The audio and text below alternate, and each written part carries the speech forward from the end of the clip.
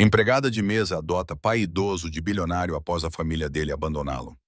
10 anos depois, o filho dele. E se a pessoa que lhe mostrou mais bondade nos seus momentos mais difíceis fosse um completo estranho?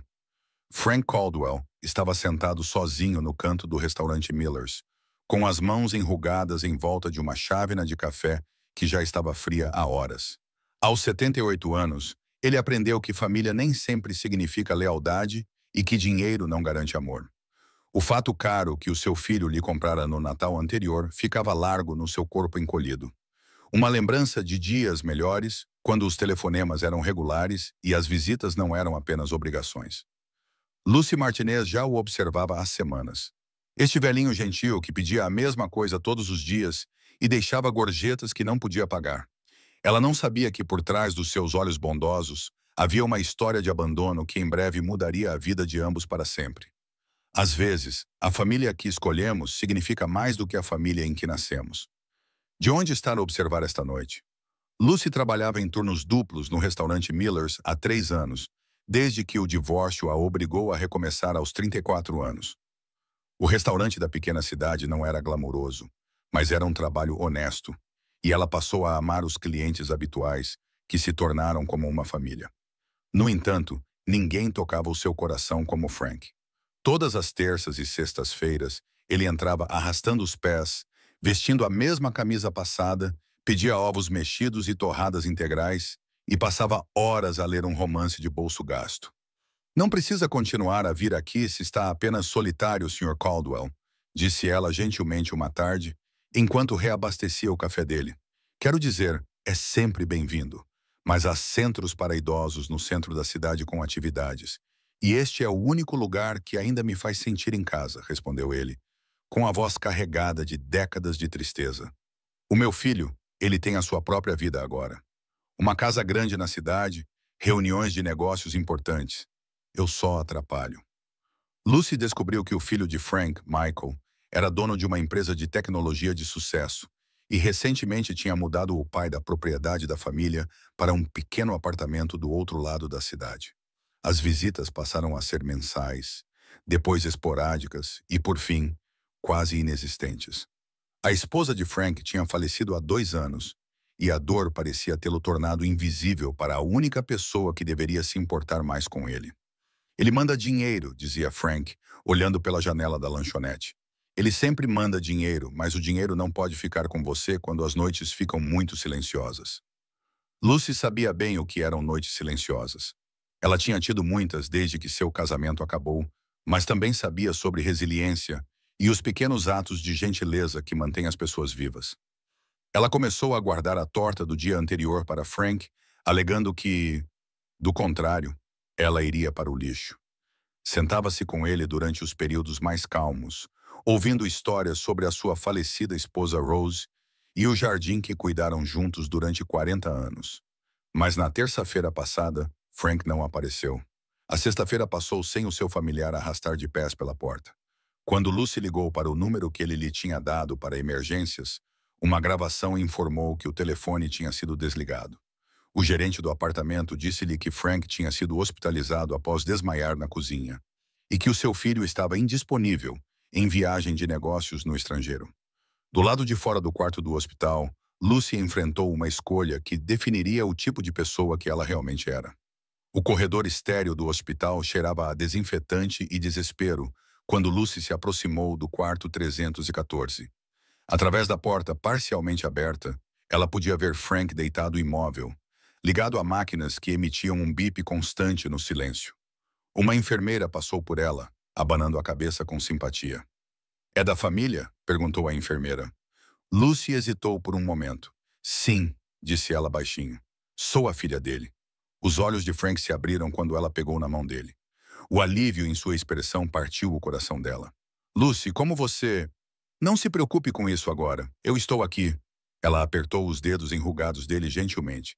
"Os médicos dizem que teve um pequeno derrame, mas vai ficar bem. Só precisa descansar e recuperar as forças."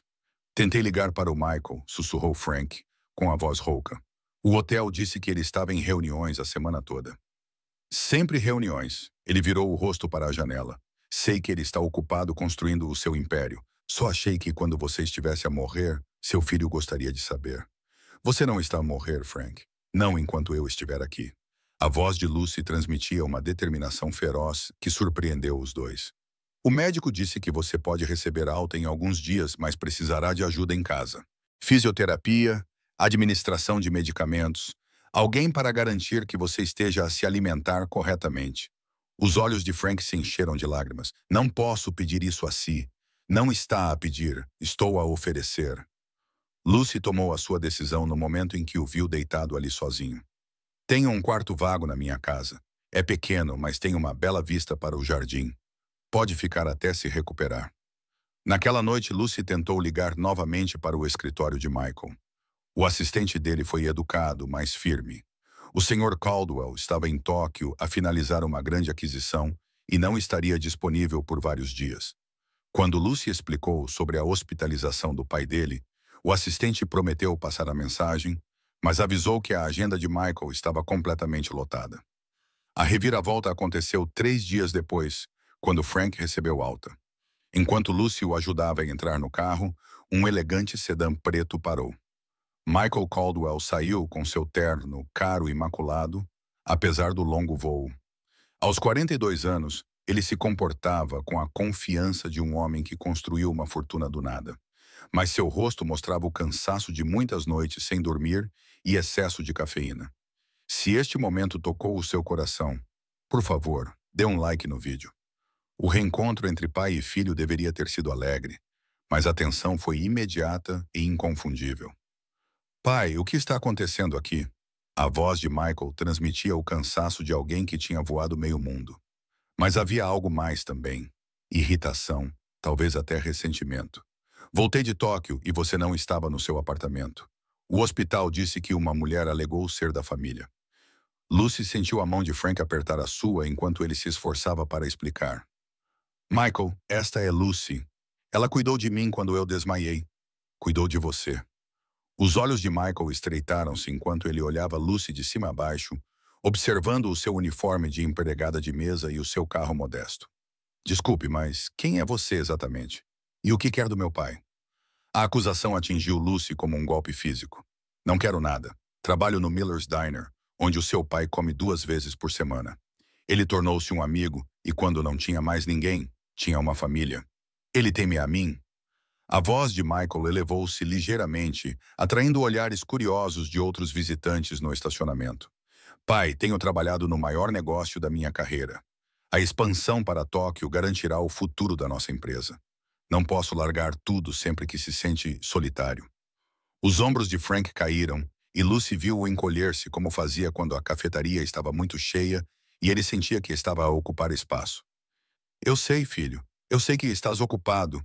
Nunca quis ser um fardo. Não és um fardo, disse Lucy com firmeza, surpreendendo-se com a força da sua voz. Frank, não és um fardo para ninguém que realmente se importe contigo. Michael riu amargamente. Isso é engraçado vindo de alguém que o conhece há quanto tempo? Alguns meses. Senhora, cuido do meu pai há décadas. Pago o apartamento dele, as contas médicas e as compras de supermercado. Não preciso que uma estranha me diga como cuidar da minha própria família. Pagar por alguém não é o mesmo que cuidar dele, respondeu Lucy calmamente. Quando foi a última vez que se sentou com ele? A sério? Sentou-se e ouviu as histórias dele sobre a sua mãe? Quando foi a última vez que ligou só para ouvir a voz dele? Não porque tivesse assuntos a tratar.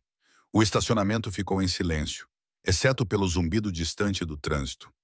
Michael cerrou os dentes e, por um momento, Lucy pensou ter visto algo se quebrar em sua armadura cuidadosamente construída. Um lampejo de dor, talvez até culpa. Pai, disse Michael finalmente com a voz mais suave agora. Entre no carro. Vamos para casa. Alguma vez enfrentaste algo assim? Conta-nos nos comentários. Frank olhou para os dois, dividido entre o filho que sempre amou e a estranha que lhe mostrou mais gentileza nas últimas semanas do que ele sentiu em anos. Não, a voz de Frank era baixa, mas firme, e tanto Lucy como Michael olharam para ele surpreendidos. Em 78 anos, Frank Caldwell raramente enfrentou alguém, muito menos o seu filho bem-sucedido. Não, Michael, vou para casa com a Lucy. O rosto de Michael ficou vermelho. Pai não pode estar a falar a sério. Mal conhece esta mulher. Ela pode estar a aproveitar-se de si, a brincar com as suas emoções. Para quê? A voz de Frank ficou mais forte, alimentada por anos de desilusão engolida. Para me dar uma refeição quente e alguém com quem conversar. Para se sentar comigo num quarto de hospital, quando o meu próprio filho estava ocupado demais para atender às minhas chamadas. Ele levantou-se com dificuldade, apoiando-se pesadamente no braço de Lucy. Filho, eu amo-te. Sempre tive orgulho do que construíste, do que conquistaste. Mas amar alguém e ser amado por essa pessoa são duas coisas diferentes. As palavras pairaram no ar como um desafio. Michael abriu a boca para discutir, mas fechou-a, sua confiança corporativa finalmente falhando diante da gentil honestidade do pai. Há 3 anos, quando a tua mãe estava a morrer, visitaste-a 2 vezes, continuou Frank, com a voz ligeiramente trêmula. Mandaste flores, pagaste os melhores médicos, deste-nos tudo o que o dinheiro podia comprar. Mas não estavas lá quando ela pediu por ti no final. Não estavas lá quando ela disse o teu nome com o seu último suspiro. Lucy sentiu lágrimas nos olhos ao ver o mundo cuidadosamente construído por Michael começar a desmoronar-se. O empresário de sucesso que ela conhecera no estacionamento desaparecera, substituído por um homem que de repente parecia muito mais jovem e infinitamente mais perdido. Eu estava a fechar um negócio com a Peterson, Michael sussurrou. Valia milhões. Teria garantido os cuidados médicos da mãe por anos. Achei que tinha tempo. Tempo não é algo que se pode comprar de volta, filho. Frank estendeu a mão livre em direção a Michael, mas é algo que você pode escolher gastar de maneira diferente a partir de agora. Por um longo momento, os 3 ficaram parados no estacionamento do hospital. Um homem idoso que finalmente encontrou a sua voz. Uma empregada de mesa que escolheu a compaixão em vez da conveniência. E um bilionário que estava a aprender que o sucesso não significava nada sem alguém com quem partilhá-lo. O telemóvel de Michael vibrou com o que provavelmente era outra chamada de negócios urgente. Mas pela primeira vez em anos, ele não o atendeu. Se está a gostar desta história, inscreva-se no nosso canal para mais contos comoventes. A escolha que ele fez a seguir determinaria se continuaria a ser um estranho bem-sucedido ou se finalmente se tornaria o filho de que o seu pai precisava. 10 anos depois, o jardim atrás da casa de Lucy tinha se transformado em algo lindo. As mãos calejadas de Frank, agora mais firmes graças a anos de propósito e amor, cuidavam das rosas que ele e Lucy tinham plantado juntos naquela primeira primavera.